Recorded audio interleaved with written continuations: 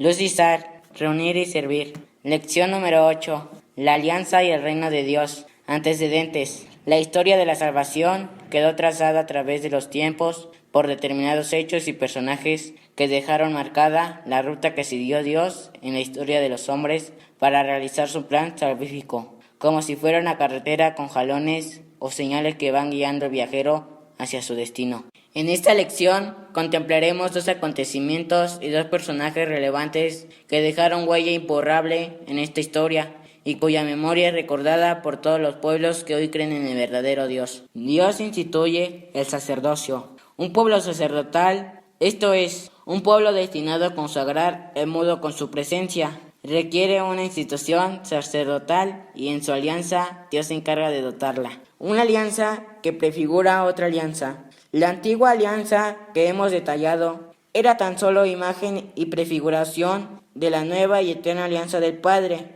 y el nuevo pueblo por Jesucristo, sumo y eterno sacerdote, víctima única agradable. La alianza se extiende a un pueblo. Tras de que Dios celebró su alianza personal con Abraham y después la confirmó con su hijo Isaac y con Jacob, hijo de Isaac, llegado el momento oportuno y tras la liberación de la esclavitud de Egipto, Dios dio un paso adelante en la historia de la salvación por medio de un personaje extraordinario, Moisés, y un hecho concreto y de suma importancia, la alianza ya no con una persona, sino con un pueblo, con Israel, el pueblo escogido que en ese momento prefiguraba a la iglesia. Vistazo histórico sobre Israel. Tras de habitar durante 40 años como pueblo peregrino en el desierto, Israel se asentó en la tierra prometida. Tanta la tardanza en llegar a su meta, obedeció al castigo que Dios le impuso por sus infidelidades. El gobierno teocrático, mezclados con los jueces, se dieron casos de sumos sacerdotes que llegaron a realizar las dos funciones de gobernantes, tanto el orden religioso como el civil. A este modo de gobierno se le llama teocrático, del griego theos, Dios, y kratos, poder. Esto es el gobierno de Dios. Los dos casos más famosos fueron los de sumos sacerdotes Eli y Samuel.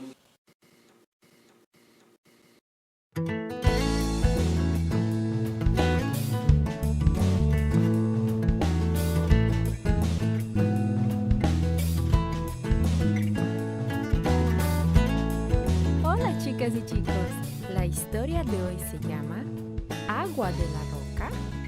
El versículo para memorizar está en Isaías capítulo 26, versículo 4 que dice: Confíen en el Señor para siempre, porque el Señor es una roca eterna. El mensaje es: adoramos a Dios cuando confiamos en Él. Mami, no hay agua. ¿Qué pasó? Tengo sed, dijo Daniela. Su mamá le contestó: Lo siento mucho, querida. Seguramente se rompió nuevamente la tubería. Voy a llamar inmediatamente a la compañía de agua. Hace muchos años, Dios le dijo a Moisés que sacara a los israelitas de Egipto. Moisés así lo hizo y tuvieron también un problema con el agua. Así fue como sucedió. Al pueblo de Israel se le acabó nuevamente el agua. Así que comenzaron otra vez a quejarse contra Moisés diciendo: ¿Por qué nos sacaste de Egipto para morir en este desierto? No hay nada bueno para comer aquí, tampoco hay agua para beber. No se quejaron solamente una o dos veces. Una y otra vez murmuraron y se quejaron cada vez más fuerte. ¿Cuántas veces Moisés ya lo había escuchado? De hecho, la gente se había quejado de no tener agua en ese mismo lugar 40 años antes. En esa ocasión, Dios le había dicho a Moisés que golpeara la roca y entonces había salido agua. Litros y litros de agua. Y siguió brotando de la roca todo el tiempo que el pueblo permaneció allí. Y allí estaban nuevamente quejándose porque no tenían agua. En vez de confiar en que Dios supliría sus necesidades, murmuraron y se quejaron. Y Moisés, como siempre lo hacía, se volvió a Dios en busca de ayuda. Dios le dijo a Moisés que tomara su vara y llamara a su hermano Aarón. Debían reunir al pueblo. Dios le dijo a Moisés: Tú y tu hermano le ordenarán a la roca que dé agua. Así harán que de ella brote agua. Moisés había sido paciente por mucho, mucho tiempo. Pero después de 40 años de escuchar las quejas de los israelitas, se impacientó. Estaba enojado y cansado. Seguramente tenía demasiado calor y estaba también sediento. Cualquiera haya sido la razón, olvidó lo paciente que Dios había sido siempre con él. Olvidó cuánto le había perdonado Dios y la forma tan bondadosa como Dios lo había tratado. Y en su enojo, Moisés no estaba listo para mostrar la bondad ni hacia el pueblo ni hacia la roca.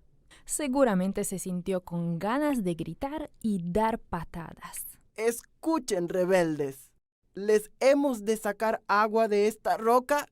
Pero no le habló a la roca como Dios le había mandado.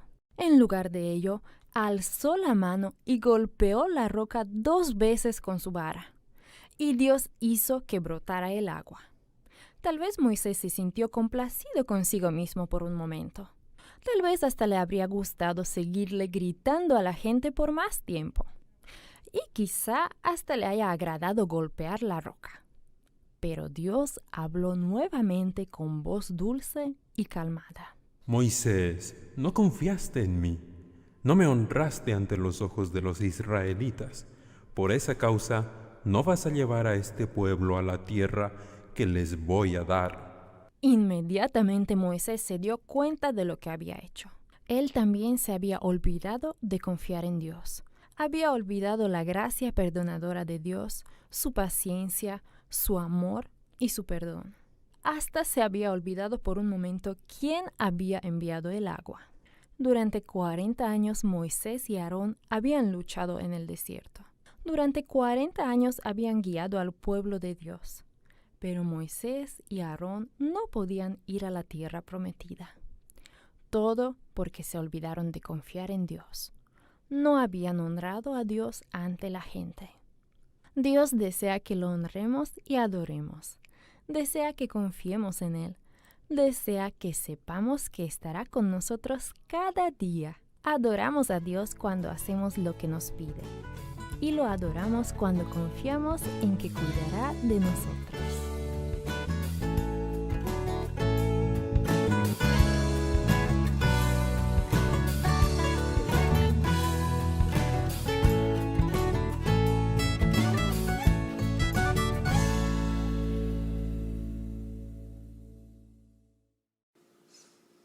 La tercera etapa, el tercer galón de la historia de la salvación, está representado por un nuevo personaje, el rey David, y un hecho sobresaliente, la instauración del reino en Israel, lo que significó el paso de la coalización de tribus a la integración como nación. Esto tuvo lugar hacia el año 1000 a.C. Institución del reino. Siendo juez el sumo sacerdote Samuel y encontrándose ya en edad muy avanzada, el pueblo le pidió que le proporcionara un rey. Saúl, primer rey de Israel. El Señor indicó a Samuel que ungiera a Saúl, joven, gallardo y apuesto, como el elegido suyo para gobernar como primer rey de Israel. Saúl tuvo un feliz principio en su reinado, librando a su pueblo de los enemigos que lo aquejaban. Pero más tarde desobedeció las normas de Dios y se hizo reprobo a sus ojos, por lo que aún en vida suya el mismo Samuel recibió la orden divina de ungir un nuevo rey. Saúl murió trágicamente. La promesa de la descendencia. David no solo fue exaltado por Dios hasta la realeza, sino que además recibió la promesa de que de su descendencia saldría el ungido del Señor. David, segundo rey de Israel. La elección del segundo rey de Israel recayó en el hijo menor de Jesé y estaba dedicado por su padre al cuidado del rebaño en los alrededores de Belén, su ciudad natal. Siendo casi un niño, David demostró ser valiente y de gran fe en su Dios, por lo que el Señor lo levantó a los ojos de su pueblo. El profeta Natán fue encargado de darle este mensaje, que nos lo presenta en toda su figura. Personalidad de David. El rey David, tercer jalón en la historia de la salvación, es un personaje de fuertes contrastes. Lo vemos primero en la sencillez de su origen pastoril, luego frente al destino real que Yahvé le otorga más tarde, triunfante de sus enemigos. Famoso, respetado, querido por su pueblo y con todo un sencillo, humilde, dócil y piadoso, temeroso de Yahvé y obediente a sus preceptos. Biografías Flash. ¿Quién fue David?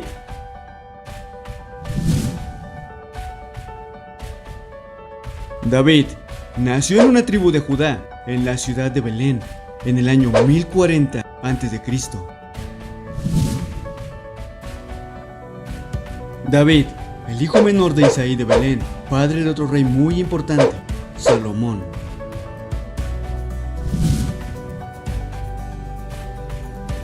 David significa el amado, el elegido de Dios.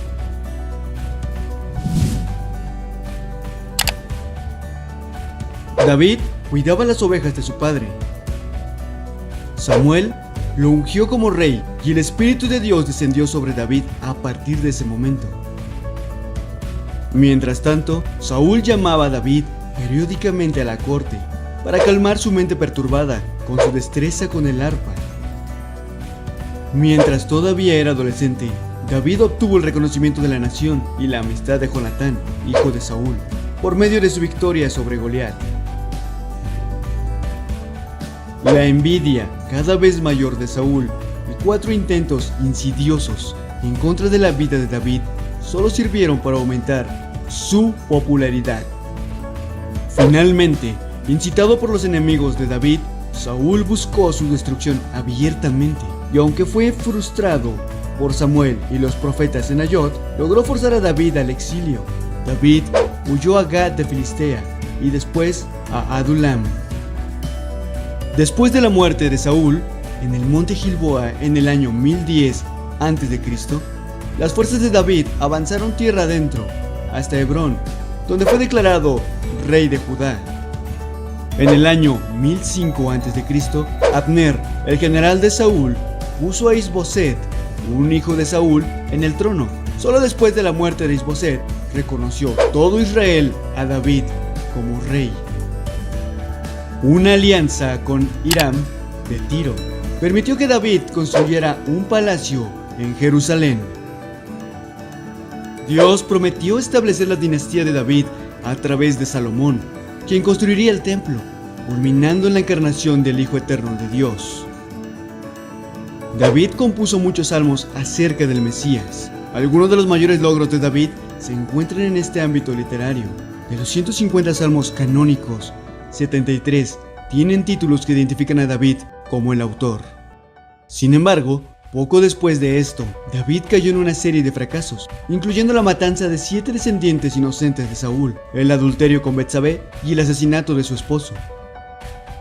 En su vejez, su hijo sobreviviente mayor, Adonías, trató de usurparle el trono a Salomón, pero David proclamó la coronación de Salomón. David murió en el año 970 a.C., después de una última instrucción a su hijo. Sus últimas palabras fueron una profecía acerca del futuro Mesías davídico y de su propia salvación que surgía de este pacto. ¿Cómo vive la Iglesia? El reino de Dios. Sigue instruyéndonos el concilio. Cristo fue enviado por el Padre a evangelizar a los pobres y levantar a los oprimidos, para buscar y salvar lo que estaba perdido. El reino de Israel, imagen de la Iglesia. En los designios divinos, el Señor quiso cimentar su alianza fundando un reino temporal con imagen prefigurada de otro reino eterno que ya tiene su inicio desde este mundo en la Iglesia. Este reino tendrá su cabal realización en el cielo. Cristo, Rey inmortal de los siglos, es el soberano Señor de este reino, y por el bautismo de los cristianos se convierten en vasallos de Él. Resumiendo, la alianza personal de Dios con Abraham se extendió a un pueblo. Esta es la antigua alianza y el antiguo pueblo escogido, Israel. La antigua alianza y el pueblo de Israel son prefiguras de la nueva y eterna alianza y del pueblo santo de Dios en Cristo Jesús. A su tiempo, el pueblo de Israel fue constituido un pueblo sacerdotal y más tarde un pueblo real, un reino. En la plenitud de los tiempos, el sacerdocio y la realeza de Israel se extinguieron para dejar el lugar al sacerdocio y la realeza de Cristo Jesús, Rey y eterno sacerdote. El reino de Jesús, reino de Dios, anunciados por la Escritura Sagrada, se inician en la tierra por la Iglesia y se consumarán en el cielo por toda la eternidad.